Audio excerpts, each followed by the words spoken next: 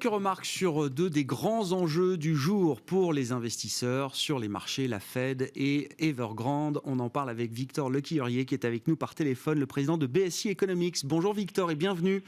Merci beaucoup d'être avec nous. BSI Economics qui est un think tank qui rassemble la nouvelle génération d'économistes français et européens. Partons de la Fed peut-être pour commencer avec vous Victor. Où est-ce que vous placez les enjeux de cette réunion de politique monétaire de la Réserve fédérale américaine qui va se conclure dans les prochaines heures avec la communication attendue ce soir à partir de 20h. Qu'est-ce qui vous paraît intéressant à suivre à travers cette réunion, Victor ? Alors, bonjour Grégoire. Alors, pour moi, il y a effectivement deux points importants. Le premier, il porte sur les dot plots, donc les projections des taux d'intérêt des membres du comité de politique monétaire. Et le deuxième sujet, c'est le tapering. Donc sur les dot plots, à quoi on peut s'attendre? À ce qu'il y ait en fait au niveau du dot plot médian, on pourrait s'attendre à ce qu'il y ait une hausse des taux qui interviendra en 2022. Toutefois, il faut être assez méfiant parce qu'il ne faut pas surinterpréter l'information. On est quand même dans une phase où la Fed se laisse la possibilité de réfléchir et il y aurait plutôt un rythme d'accélération des hausses de taux à partir de 2023. À moyen terme, c'est intéressant parce qu'on va voir, c'est ça l'information sur les dot plots la plus importante, c'est qu'on va voir les projections 2024 et on va voir comment la Fed et comment les membres du comité de politique monétaire interprètent les derniers signaux, notamment sur les risques de stagflation, mais aussi sur les perspectives de croissance américaine. Le deuxième sujet, c'est porte plus sur le tapering. Donc sur le tapering, à quoi on peut s'attendre? Pas grand-chose aujourd'hui. Ce sera plutôt autour de novembre qu'on en saura plus. Il y aura notamment des éléments sur le rythme de ralentissement des achats, sur la composition. Est-ce qu'il y aura moins d'achats de mortgage-backed securities parce que justement le marché de l'immobilier est en pleine progression actuellement. Toutefois, ce qu'il faut avoir en tête, c'est que le tapering, pourquoi il n'intervient pas aujourd'hui? Il n'y aura probablement pas d'annonce forte. C'est qu'il y a une situation économique qui est encore un petit peu fragile. On l'a vu avec les ventes de détail de mois d'août et à cause de la situation sanitaire et du variant Delta. Mais surtout, un point important, il concerne le budget et tout ce qu'il y a en termes de négociations en ce moment pour éviter un nouveau shutdown et aussi pour voir s'il y a une possibilité de relever le plafond de l'endettement public américain qui est à 28 000 milliards de dollars et qui pose un gros problème et qui nécessite... La Fed a besoin d'avoir peut-être beaucoup plus d'informations sur la cadence des volumes d'émissions prochainement qui seraient validés grâce à la hausse du plafond d'endettement pour pouvoir mener au mieux son tapering. Et après, le dernier sujet qui pourrait mener à la prudence la Fed sur le sujet du tapering, c'est, comme vous le précisiez, l'autre sujet du moment, tout ce qui concerne Evergrande. Bon, Evergrande qui est pas un objet de régulation pour la Réserve fédérale américaine, mais quand même un sujet de marché global aujourd'hui, justement sur cette question du défaut probable, possible du promoteur chinois, du promoteur immobilier chinois. Victor, qu'est-ce que vous dites là aussi? Où est-ce que vous placez les enjeux? Est-ce qu'un défaut, parce qu'il a été anticipé, parce qu'il a été prévu, devient un non-événement? Ou est-ce que quand même ça reste un événement de crédit d'une entité importante sur le marché immobilier chinois, avec des ramifications importantes au niveau local, domestique, dans la deuxième économie du monde? Est-ce que forcément c'est un événement qui peut avoir des répercussions?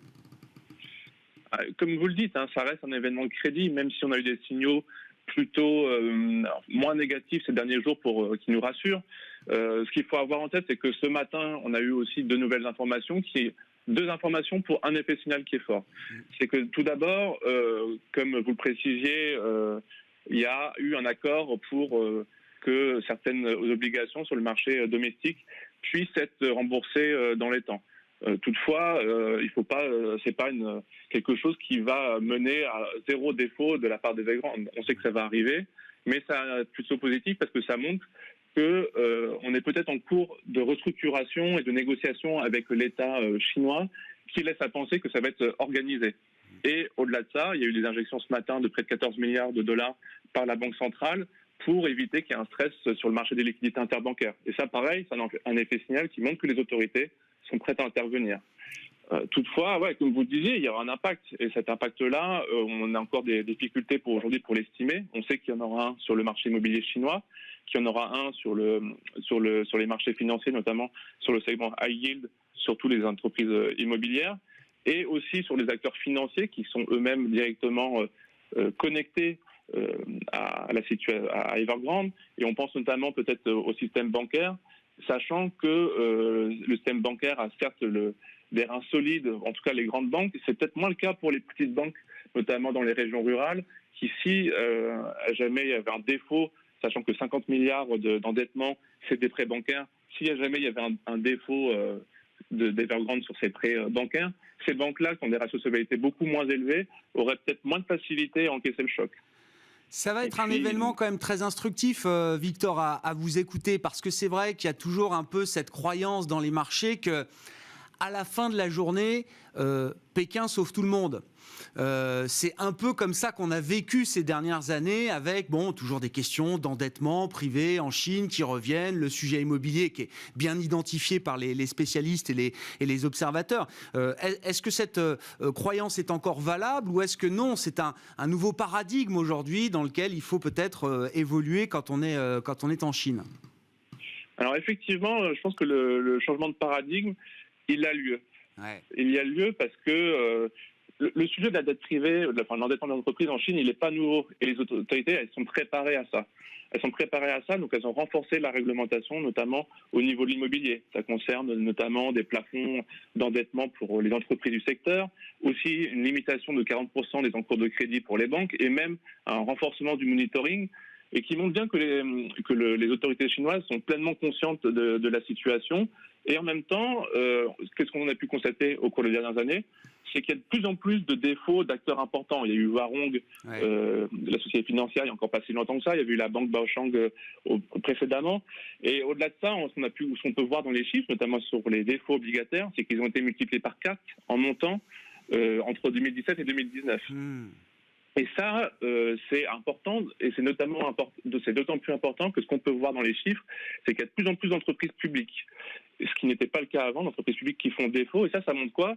Ça montre que la garantie implicite qui existait auparavant, qui garantissait en fait que l'État intervienne tout le temps, est en train d'être un peu bousculée, et que les autorités chinoises suivent un objectif, c'est renforcer la discipline budgétaire et forcer un rééquilibrage économique, notamment au niveau de la gestion financière, que ce soit au niveau des gouvernements locaux, au niveau des entreprises publiques, mais aussi des entreprises privées. Donc c'est un effet signal pour montrer qu'il y a un rééquilibrage de la croissance vers quelque chose qui est beaucoup plus qualitatif. Si l'objectif de Pékin est de refroidir le marché immobilier chinois, en admettant que Pékin arrive à ses fins, quelles peuvent être les implications macroéconomiques? Alors déjà pour la croissance chinoise, est-ce que c'est un sujet? Et puis pour le reste du monde également, Victor? C'est vrai que pour l'économie chinoise, c'est un sujet, parce que ça soit le secteur immobilier-construction, à eux deux, c'est 14% du PIB. Donc on sait qu'il va y avoir nécessairement un fléchissement beaucoup plus important, beaucoup plus marqué d'ici la fin d'année, notamment l'investissement immobilier, qui est pourtant un pilier de l'économie chinoise. Donc un ralentissement qui va nécessairement avoir des implications, qui pourrait avoir des implications notamment sur les partenaires commerciaux qui sont très dépendants de la demande chinoise. Et nécessairement, quand la Chine ralentit, ça a un impact sur le reste du monde. Toutefois, il ne faut pas forcément s'emballer, et il faut peut-être même y voir un petit côté positif, parce que si jamais le ralentissement du secteur de la construction, de l'immobilier, est plus important que prévu, et il y a un réel net ralentissement, qu'est-ce que ça va provoquer? Ça va peut-être provoquer au final une baisse des prix des matières premières, parce qu'on sait que le secteur de la construction est notamment très demandeur sur tous les compartiments de minerais, notamment l'acier. Et au final, un ralentissement du coup de la demande chinoise à cause de la situation d'Evergrande pourrait provoquer en fait une baisse des prix sur les matières premières, ce qui serait plutôt bénéfique au reste du monde. Merci beaucoup, Victor. Merci pour votre éclairage et vos remarques là, sur les deux sujets du jour, la Fed et Evergrande, le sort du promoteur immobilier chinois. Victor Lequillerier qui était avec nous par téléphone, le président de BSI Economics.